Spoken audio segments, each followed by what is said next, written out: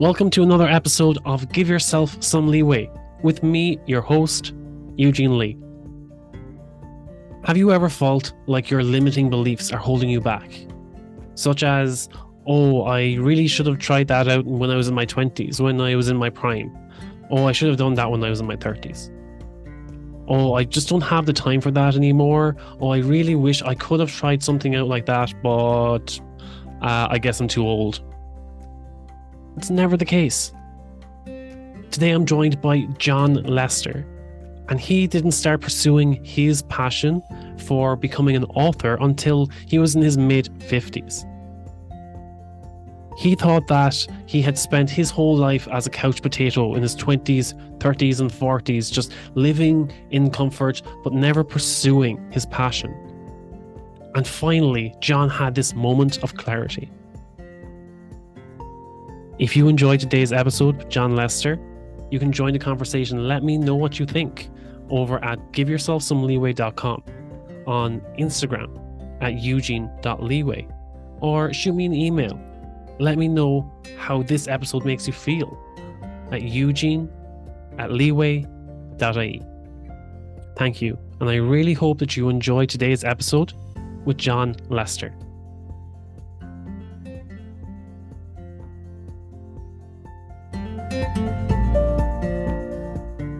John, welcome to Give Yourself Some Leeway, and thank you for taking the time at 2 a.m. in Canada to join the call today. Well, thank you for the opportunity, Eugene. It's great to meet you, and I'm excited to share my story. Thank you. And what a story it is, John, overcoming significant limiting belief in your life. Would you mind sharing your experience of overcoming this limiting belief in your life? Sure. Okay, well, I'm 58 and I live in Vancouver, British Columbia. And I grew up in the 1970s, and I was a real comic book nerd. I had a huge comic book collection. My dream was to become a comic book artist. Now, I don't mean to play the world's smallest violin, but I had a very abusive dad. And some kids, they grow up in abusive environments and they go on to do amazing things with their lives, right? They choose fight over flight. They look at mom and dad and they see that they're not very, together or nailed down. They don't have a good philosophy. And they just say, I get how life works. I'm just going to do the opposite. And I just didn't really go that route. I was more, I kind of absorbed all of that stuff. And so I grew up with a very distorted mind. Let's just say that my half glass of water had a tendency to be half empty rather than half full. And so initially I thought that I was going to be a comic book artist, but then I gave up on that. And then after high school, I tried acting for a couple of years. You look like a pretty young guy, but there was an American TV show called The Big Valley. It was a Western. And one of the stars of that show, Peter Breck, he came to Vancouver and he started an acting school called the Breck Academy. This was in the mid 1980s. And that's when the film and TV industry was really booming in BC. And of course, today, some of the most popular shows are still filmed here because Vancouver looks pretty much like any other North American city, and they get tax breaks and whatnot. And so I tried acting for a couple of years, and I had an agent. I was going to auditions, and I was even writing back then too. I was writing scenes for class, and I was writing monologues, and I'd go to auditions, and sometimes the casting directors would say, well, I've never heard that monologue before. And so it's because I wrote it. The one constant in my life has always been writing in kind of a sporadic sense. But unfortunately, I was an extra in Rocky IV. That was kind of my 15 minutes of fame. Now, you don't see me in the movie, but the big fight at the end with Ivan Drago was shot at the Agrodome in Vancouver. And there was an open casting call. My buddy went when we saw Stallone and we saw the fight being filmed. And that was an amazing experience. But unfortunately, and again, I don't mean to gross you or any of your listeners out, but I developed psoriasis. Do you know what that is? Yes, It's but a, it's a, for anyone who's not familiar, what is psoriasis? it's a skin condition. It's basically, most people get dry skin once in a while. So psoriasis is kind of dry skin to the nth degree. And of course, it's exacerbated by mitigating factors such as diet. My diet sucked. I'm a recovering sugarholic. I used to be very overweight. I used to weigh 235 pounds.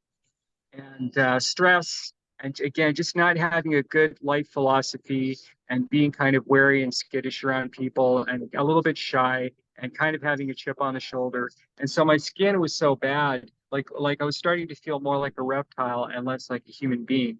So I gave up on my dream of acting. And every few years, I've made these sort of half-hearted, sporadic attempts at writing. I've always had it in my, I always meant to do something creative with my life.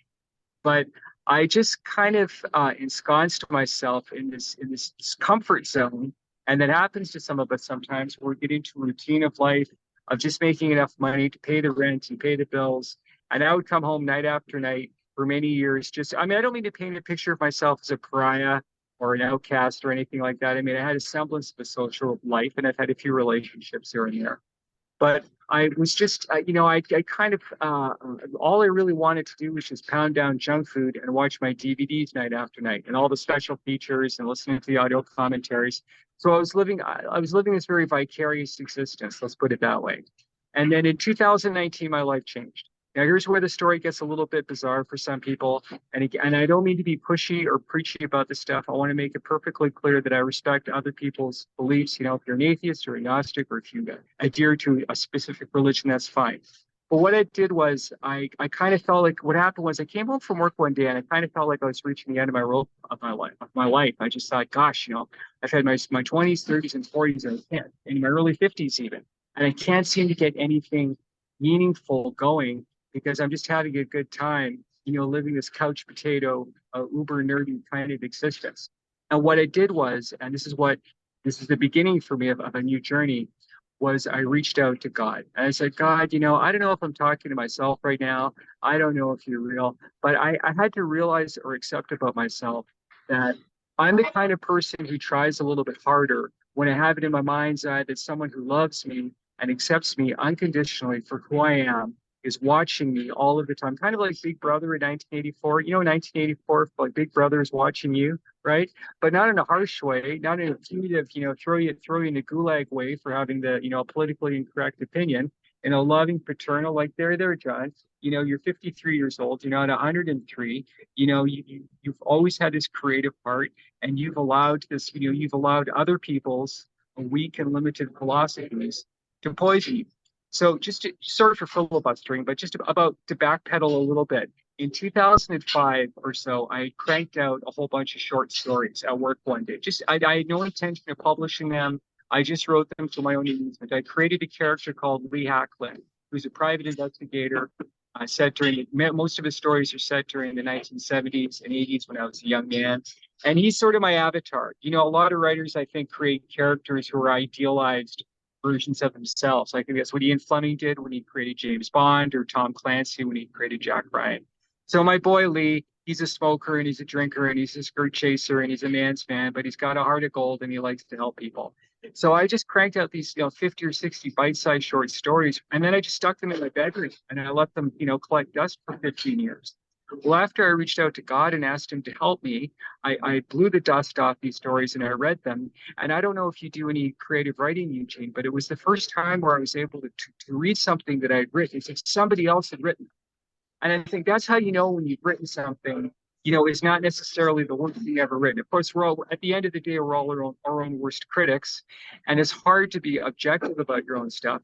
But I was turning the pages and I was laughing. I was like, I really like this guy, probably because, again, basically he's an idealized version of me. So I cobbled these stories together and they became my first book. There you go, shamelessly plugging his product, plug. The Collected Cases of Lee Hacklin, 1970s Private Investigator, Book 1.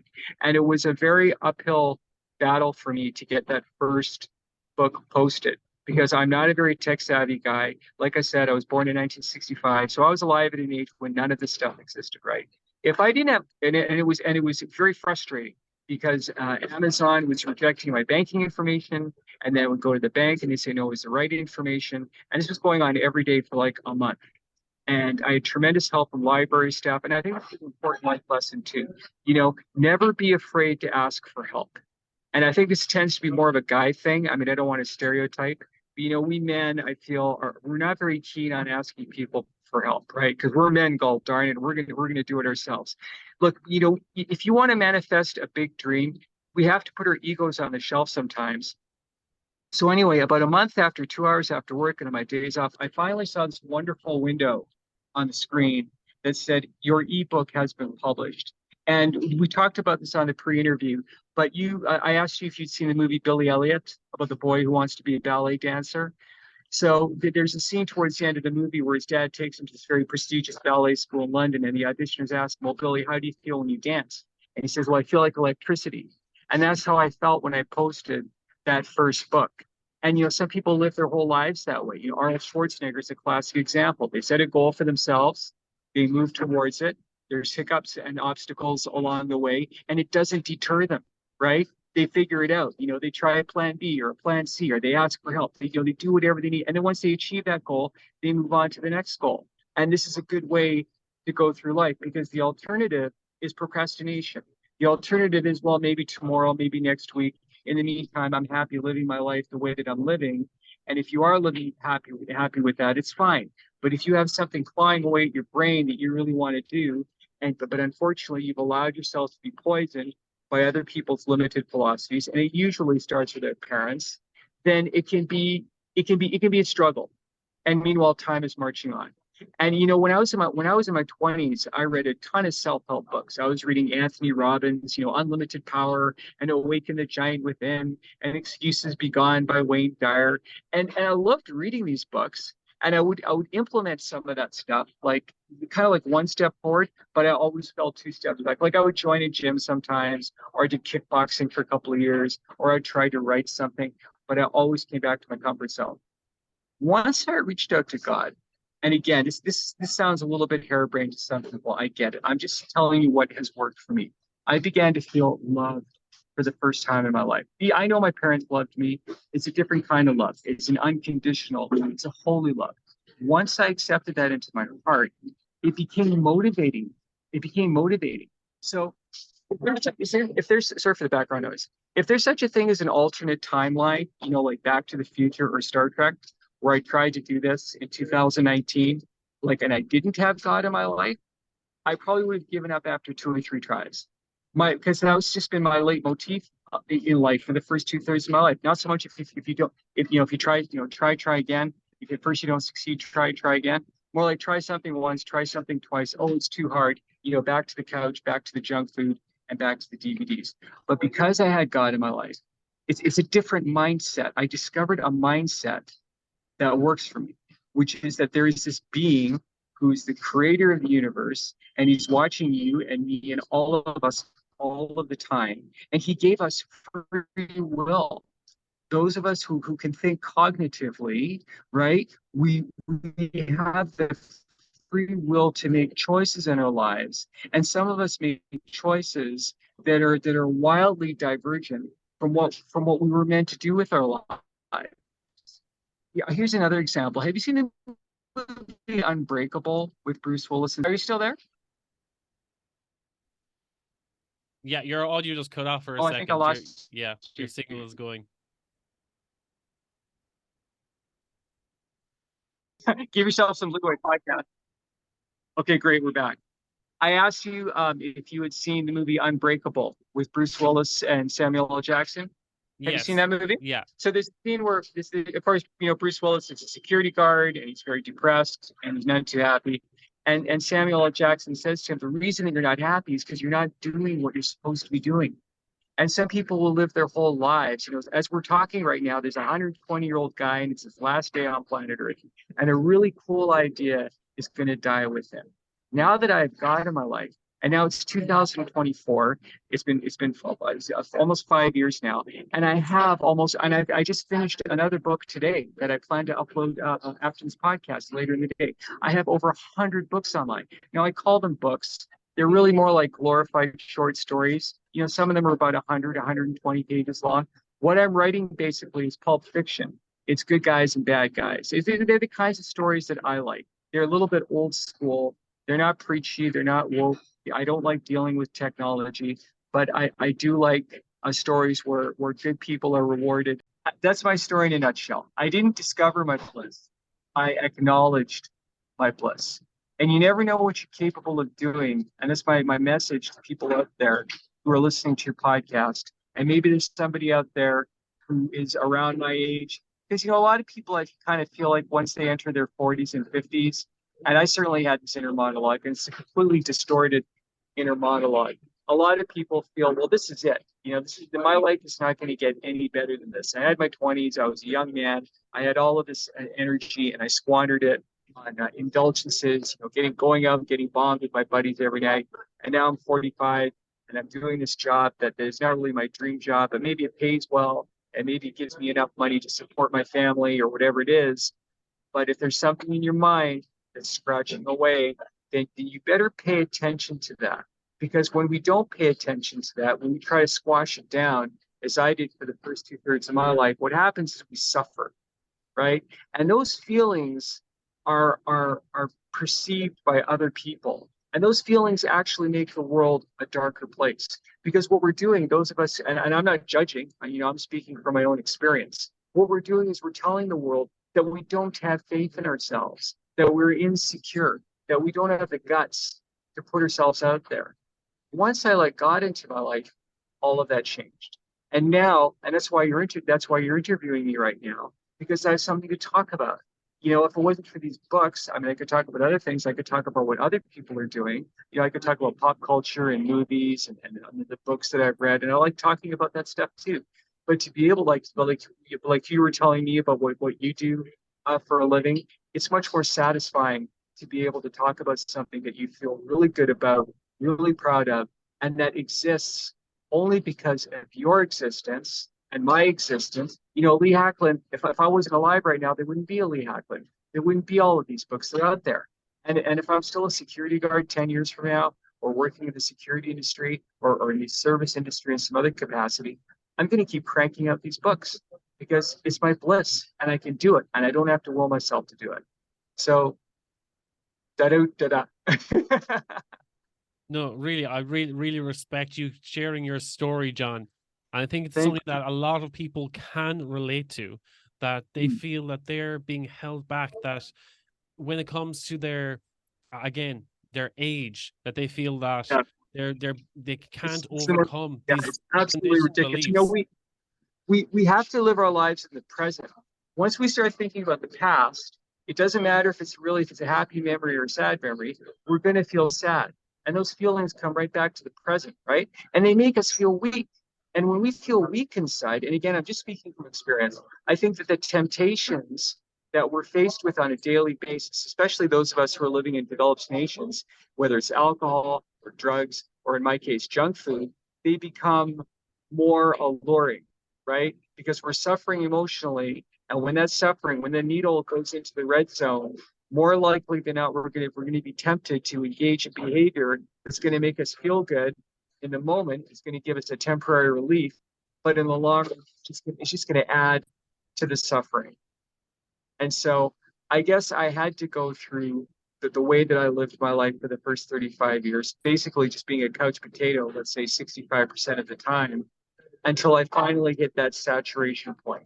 And what really motivated me to reach out to God, Eugene, was loneliness. I was just spending, I pushed a lot of people away.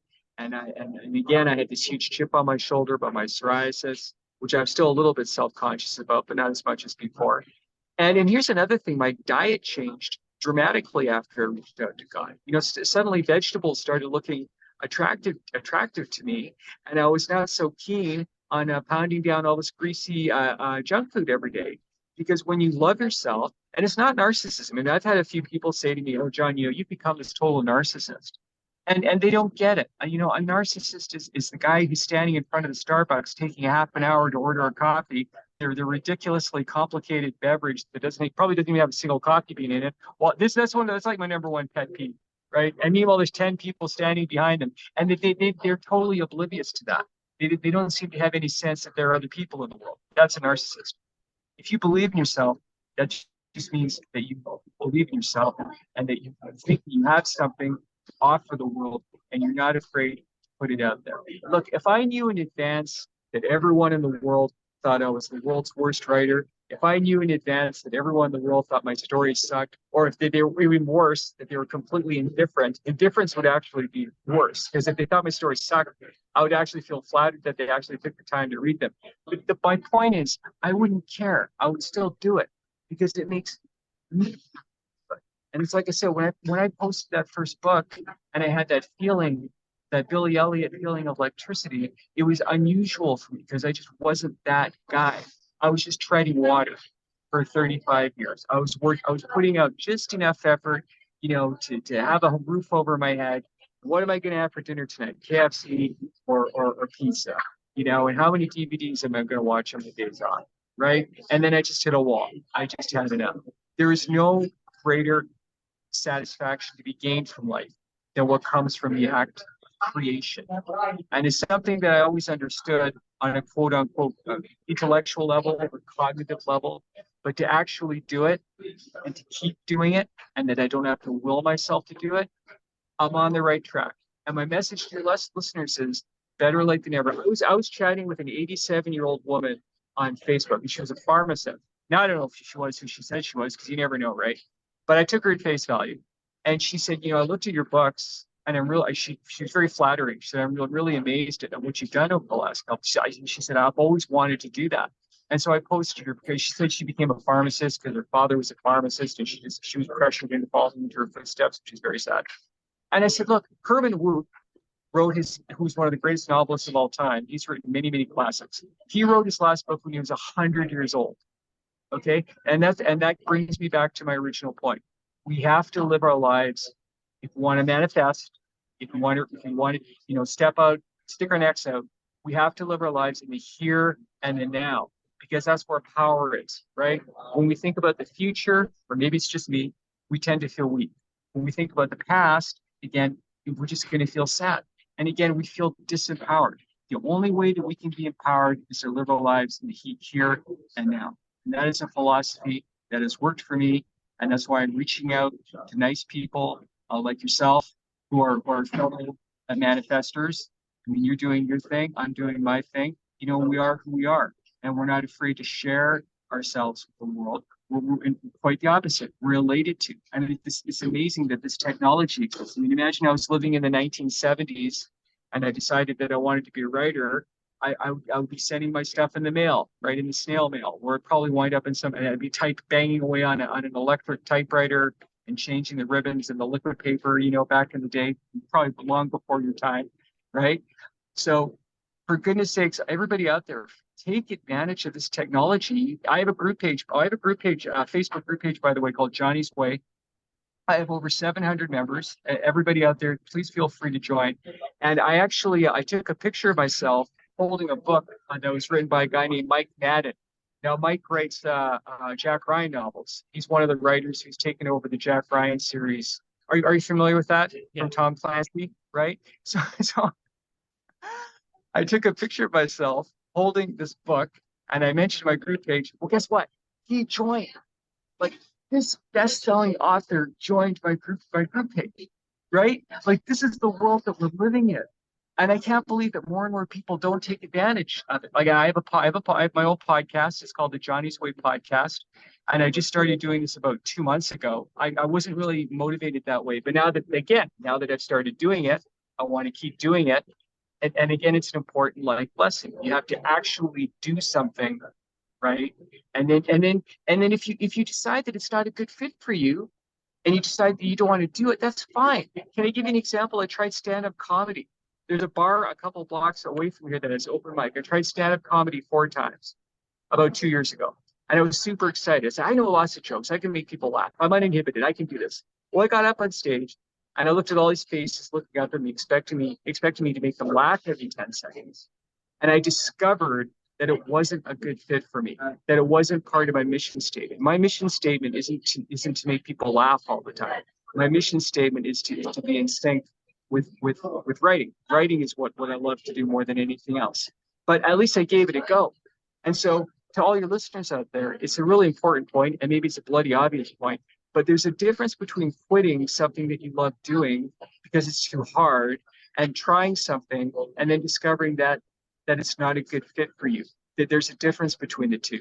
When I gave up on drawing, I don't know, I love to draw. I was drawing for 3-4 hours a day as a kid. I guess I was too extroverted at that point in my life. I wanted to go outside and hang out with my friends. But looking back, I realize now that it wasn't a good fit for me. Writing is. And the proof is on my Indigo page. Over 100 books, and there's more to come. And again, I don't know if they're good. It's like parents and their children, right? Every parent thinks that their child is an angel, right? They're not. At the end of the day, kids are kids. But that's how I feel about my books, and that's how I feel about my characters, especially Lee. I think of Lee as my son, for real. I think of them as real people. And like I said, you know, I, for me, I'm at a place in my life now where going to bed at night without writing at least a couple of pages in my dollar store duo tank would be akin to going to bed without brushing or flossing my teeth. It's become a habit. It to me, it's as natural as eating, breathing, and sleeping. And for other people, it's carpentry. And for yourself, it's microbiology. And again, I knew a kid that I grew up with. He knew his whole life that he wanted to be an engineer. His dad was an engineer, and he told me that he was going to be an engineer. And after high school, he went to university. And lo and behold, guess what? He became an engineer, and he became super successful. Like some kids come into the world, and it's like winning the lottery. If you're a kid and you know exactly what you want in life, and you're like the Terminator, you're just you're gonna be that thing. Then you're that's it. You've won the ultimate lottery. But some of us are not that quote unquote lucky, however you want to define that word. Some of us are just kind of bouncing around. Oh, maybe I want to be a comic book artist. Oh, maybe I want to be an actor. I have psoriasis. Oh, maybe I'll try this. Maybe I'll try that. And again, it's I was on another podcast, and the host was a very young guy. He's 20 years old. And he said to me, my friends, they all say to me, I want to do something really cool with my life, but when it gets too hard, I just quit. I just quit and go back to what I was doing before. So this seems to be, I used to beat myself up a lot. This seems to be a very common thing where people will move forward. They will move themselves they will try to align themselves with what they really want to do with life. But then there's a hiccup, or there's a pothole, or there's some kind of variable that makes them feel uncomfortable, and they just say, oh, the hell with it. It's not worth it. We have to have a philosophy in our mind, right? Kind of like a trampoline that we can bounce off of, because life is hard sometimes. I don't care who you are or how successful you are. Life is difficult sometimes. You have to have an attitude that you can like a default position, right? So that you don't go so far astray that you give up. Like there's a difference between taking a break. You might want to take a break from whatever it is. You go on vacation, right? You take a 2-week vacation, but eventually you go back to your job, to your career, to your bliss, right?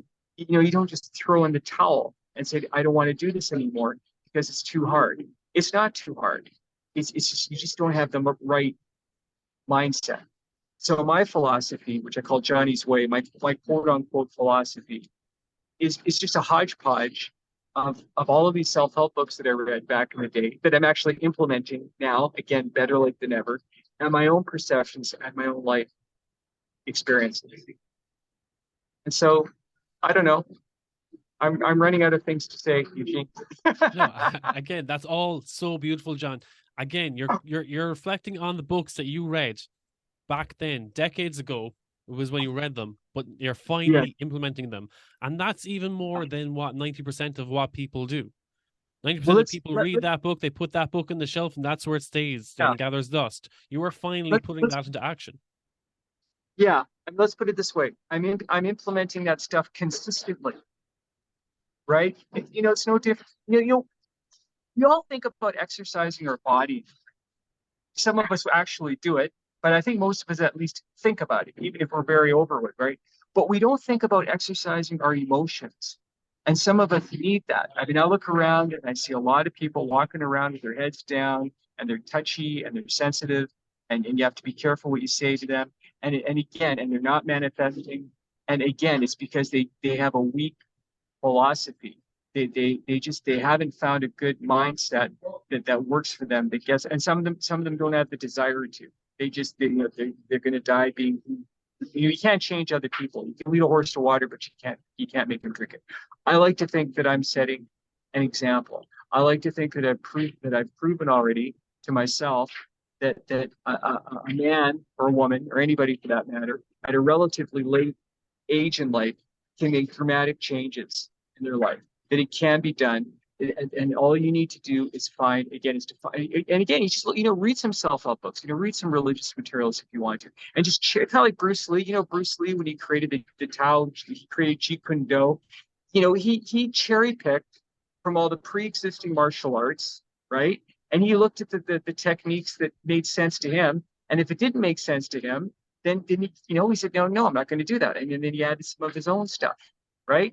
And like I said, some kids, they just like Arnold Schwarzenegger. He knew when he was a kid he wanted to be a bodybuilder, and boom, he became a bodybuilder, and he became an actor, and then he became governor of California. They just have the right attitude.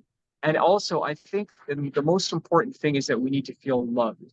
And I guess to sort of bring this back to my original point, if you feel loved, that should be all the motivation that you need to manifest whatever it is that you're fantasizing about, versus procrastination, versus, oh, I'll do it tomorrow. I'll do it when the stars are aligned, and the right, I'll do it if something horrible happens, and it'll like a moment of clarity. Like, you alcoholics talk about how they have a moment of clarity, right? Maybe they lose their job or their house burns down or whatever it is, and then finally they stop drinking, right? We shouldn't live our lives that way, because life is short and none of us knows how much time we have left. So for me, getting older for me has been nothing but a win, because I'm so aware of the finiteness of time and the fragility of life.